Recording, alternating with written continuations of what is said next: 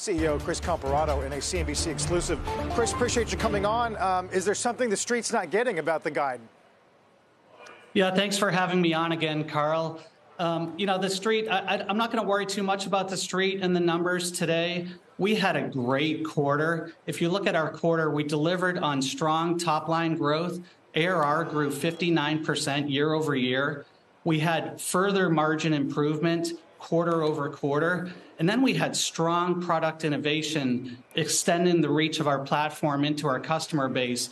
So that's what we're focused on. We're focused on the long-term opportunity to help the restaurant industry digitally transform. I think the market's been expecting, one of the analysts told us this morning, the market's been expecting perfection. And listen, we strive for perfect execution and continuous improvement. But at the end of the day, we had a great quarter. So I'm not going to worry too much about the numbers today. Right. Your results come a day after retail sales where, I know they're nominal numbers, but restaurants and bars in this country, it's just incredible the way in which the consumer is responding to eating out. I just wonder, are you waiting for a moment in which the merchant themselves decides it's incumbent upon them to invest in their own business? Yeah, it's a great question. Listen, if you look at the course of the past 2.5 years, the restaurant industry and our merchants have been incredibly resilient and incredibly battle-tested.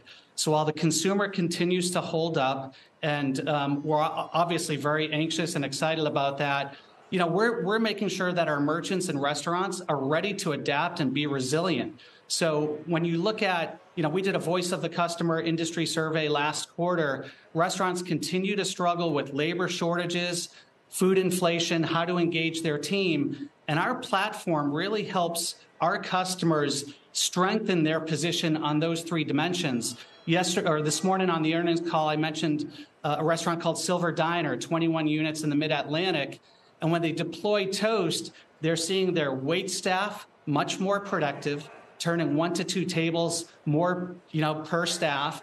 And then they're seeing their table turn times decrease by 30 to 40%. So that's all about driving productivity into the restaurant and then also helping them shine a light on food cost inflation so that they have better menus, better recipes, and they can drive their margins to the next level. But It's been incredibly resilient, and that's what excites us about the road ahead.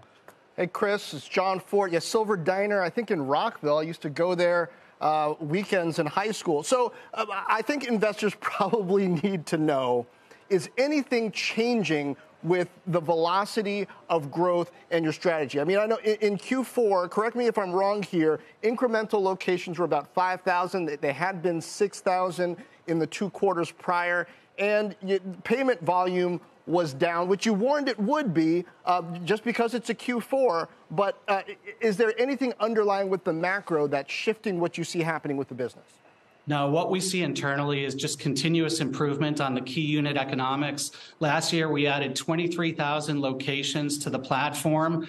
We actually added 5,500 locations in Q4, which was very, very similar to Q3. Usually Q4 is a little bit of a lighter quarter. Payments volumes took a little bit of a dip, but that's seasonality. So we feel really strong and confident going into 2023. That's what I've been telling our analysts this morning. That's what I'll be telling investors tomorrow. But we're excited about the position that we're in to really help the restaurant industry thrive in the year ahead.